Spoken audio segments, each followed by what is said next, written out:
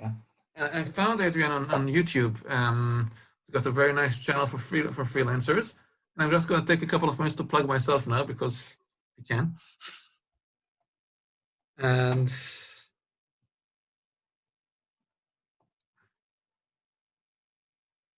right, this is one of This is one of my websites, the Translation Israel project, which has gone over through several versions over the past 20 years.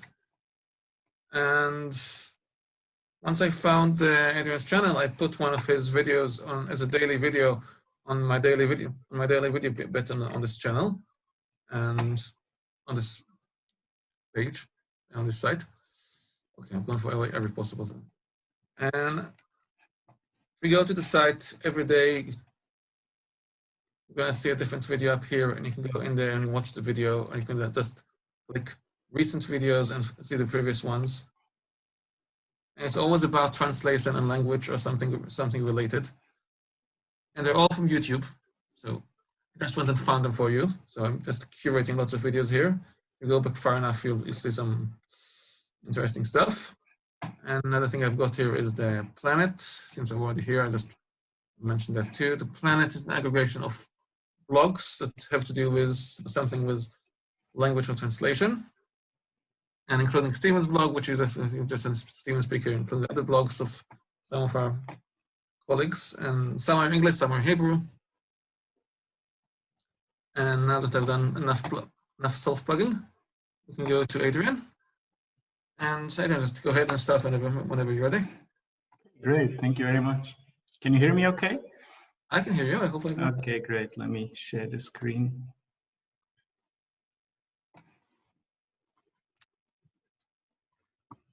So, should work now, right? All right. So thank you so much and welcome everyone. It's a pleasure to be here. I'm super excited, but also quite a bit nervous, I have to say, especially watching Paige's great presentation. I got really nervous because I've never actually done anything like this. So I'm used to shooting videos online, but doing this live is something completely different. So yeah, please bear with me if this is not perfectly polished yet, but I'm going to do my best today to tell you my strategies to stand out from home in a time where we've probably seen or possibly seen the biggest influx of freelancers in history so far.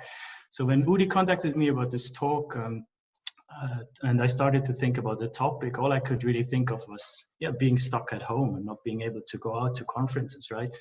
And meeting new people and making a name for myself. Because especially last year, this was one of my overarching goals for the year to network. And so I had to kind of figure out what else can I do with this year, right, with this goal. So that's where this little play on words comes from the title. So I was trying to figure out a way to keep thinking outside the box while being stuck in this physical box, which is my home, right? So before I get into the strategies, a little bit about myself. I'm Adrian Probst. I'm a Swiss native language service provider. My source languages are English and French, and my target is German and Swiss German if needed. And since the pandemic hit last year, I'm also a content creator and a consultant under the name of the Freelanceverse. It's a YouTube channel, as Uri mentioned. I started in July last year, and I set myself the goal to upload one video every Monday for a whole year, and about freelancing and freelance translation, and you know, just to see where this takes me. And it has taken me to wonderful places like this one, right? This presentation is all thanks to that. So make sure to check it out, the channel, if you want to. I'm covering topics about finding jobs, different specializations. I have a lot of people coming on the channel to talk about their businesses, how-to videos, tips and tricks, etc. I'm gonna link it after the talk. Now, as I said, last year has been quite difficult for not only for us translators, of course, but yeah, in terms of meeting others, networking, standing out from the crowd. Luckily, most of us were spared from the actual disasters that some other industries were hit with, right? Especially also our interpreting colleagues, like are suffering a lot, for example. But this has definitely been a disadvantage through this pandemic. So this article that I reference here on this slide actually mentioned that Upwork has seen a 50% increase in freelancer sign-ups since the pandemic began. 50% in an already established platform like Upwork is insane, right? That's so much. And in the same article, they actually say that it's going to be a race to the bottom, and they refer to prices, right? Because a lot of these new freelancers, they will offer cheaper services because they start out of desperation, right? They probably lost their job and they just try to earn a buck on the side, and that's going to be tough to compete with these prices. And of course, I want to preface this that not everyone starting in the pandemic started out of desperation and is doing things wrong. Of course not. There are many great examples. Alessio being one of them, the speaker after me, he will tell you how he started during this time, and he's doing an amazing job. So this is really just the people that do it as a gig on the side to earn some extra money, right? So this raised an interesting question for me. How can we actually stand out from this influx of new freelancers? And yeah, the number one edge that we have over this new generation is professionalism, right? Think about it, as tough as it is for most of them, and as sorry as I feel for them, they're not in it for the long run, right? So they start just out of desperation because they're stuck at home, can't work. This is exactly where we can dominate with professional attitudes. Rather than seeing translation as a gig and trying to score jobs on gig websites like Fiverr and Upwork, we see it as a profession, or even as a vocation, if you want. We can go the extra mile. We certify our language abilities. We get degrees, for example. We get recommended. We have professional online presences, which is very important. More on that later. And yeah, realistically, we have to be able to justify every single of our linguistic choices with well thought out reasoning and grammatical, justification behind it, right? We shouldn't be afraid to get in touch with people, right? That's one massive thing I'm noticing more and more with new freelancers that are still a bit lost in finding themselves. Professional translators need to behave more like business people and less like just contractors that just provide a service. You know, we have to be proactive. We have to be willing to hop on a call. Video chat nowadays, super powerful. You stick in people's minds 10 times more than someone that just writes a generic email, right? And that brings me to generic emails, which is really where we can excel, because we all love language, we all love words and playing with them. Yet I'm getting the same emails from freelancers over and over again, every single day with the same boring text, content, angle, font, if they can work for me. And that doesn't even take into account that I'm not an agency, right? I'm not going to hire them, but with a quick Google search, they will find that out. But yeah, that tells you another thing, right? So really use your creativity in initial emails, use your knowledge of words, create a witty, personable email to potential clients, because yeah, bulk emails land straight in the bin, right? And if someone sends me a creative email, even though I'm not an agency, I might find it intriguing. And I might refer this person further, right? And these things you learn in business education. And that's really my number one tip that I give to translators on LinkedIn, in my YouTube comments all the time. I write this all the time: invest in business education. It is just essential, right? In my studies, we had a business and a law class, but literally just 1 hour a week in the last semester. So that's just not enough by far. Luckily, I did several years of business education before that, in my apprenticeship and then in my further business formation. So I have kind of a solid background in that, which helped me massively starting out, and it still does now.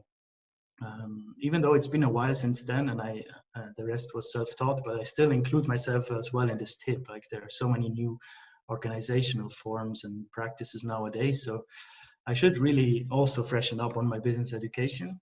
Maybe that's going to be the overarching goal of next year.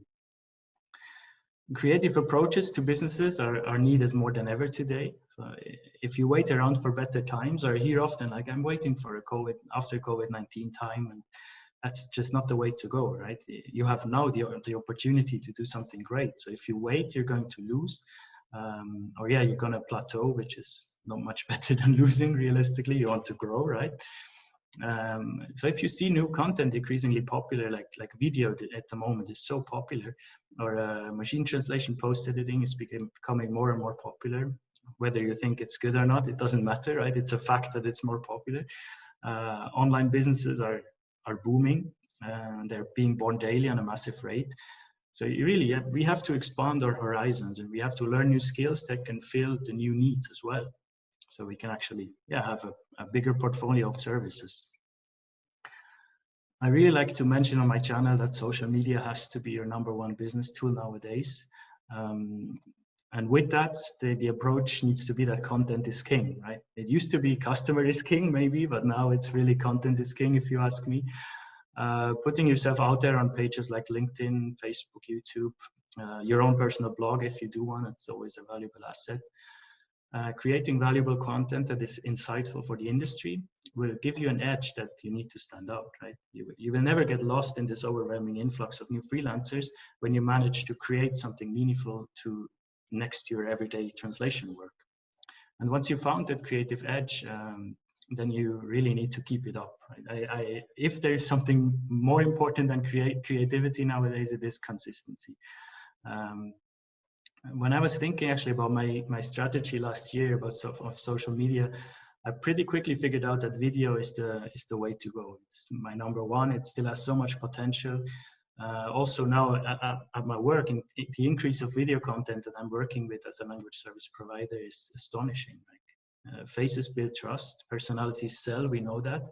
And a lot of companies need to now do remote work. So instead of just emailing their collaborators, they will just make a video instead, a corporate video, right? So it also made me think, like, imagine all these about me sections on Translator's website. Why isn't there sometimes like a video of someone just introducing themselves? You know, that's also something that I will hopefully do on my website soon. Instead of the same, boring text that everyone has, a video would build so much trust and interest. Or another example that just came to mind when I wrote this presentation. Why not have a little mini series where you make 30 seconds clips every week and you put them on LinkedIn called Untranslatable, for example, and you share a phrase that's difficult to translate in your language pair. Things like this they would create so much clicks. Like, they're super clickable, insightful, and if you play with hashtags from the industry, you build such a huge network, which always brings you further. Just a quick thinking exercise here at this point. I have kind of a controversial question here. Is it still contemporary to call yourself a translator? Because let's be honest, we all do way more than translating, right? For me, it's probably like 30% translation work that I'm actually doing. And also the act of translating itself is becoming more and more threatened, right? So what I'm doing, I'm distancing myself a bit. I'm starting to calling myself a language service provider to really show the client that they get the whole package from me, right? I'm a language expert while also giving cultural advice, for example. I give linguistics insights into the target audience. What's the difference if you buy from me for Germany, for Switzerland? I provide transcriptions, reviews, edits, keyword analysis, SEO, etc. So like really a language package that goes way beyond translating. So it's just something to think about. Same goes with these few questions that maybe you can think of after the conference, or if you come back and you watch the recording of this, maybe ask yourself these harsh questions like, what do you actually offer to the client? Are they buying? What are they buying when they're working with you? What can you offer that others can't? What's your USP? And then you can go even further. Like, are you happy with the services you offer, or could you do more? Like, if you really think about it and you could do more, then there is always something you can do, right? And and just remember that there is the word free in freelancer, right? So, and still, you have the choices to work whatever you want, whenever you want, for what rate you want. And yet I see so many colleagues just working themselves sick with extremely low rates and crazy working hours sometimes. Just really ironic when you're self-employed, right? So if you are free in your mind, and if you really can answer all these questions precisely and positively, then you definitely have what it takes to stand out. Last but not least, community, right? Make use of this amazing community we have. I think the professional translator community must be the most supportive one out there. Maybe there is like the developer one, which is also very, very great, which I sometimes also dabble in a bit. It's incredible what you can achieve and with whom you can connect when you're active on social media and conferences once they're allowed again, or online ones like this one. And yeah, community will always lift you up, right? There is no way that getting involved in a professional community will harm your business in any way. So it can only benefit you. So yeah, why wouldn't you do it? Right? If you can leave a positive impression, people will get back to you. So in that sense, make sure to connect with me on LinkedIn and shoot me a message. I'd gladly read some feedback on this presentation, as it was the first one of this kind. Thank you for being here, and I'm of course open to questions if there are any and if you have time. Otherwise, I will give my word to Alessio next, but yeah, feel free to ask. And I shall also share my link to the channel.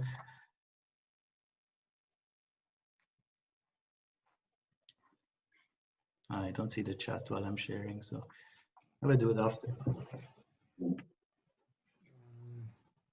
It really requires a change in mindset,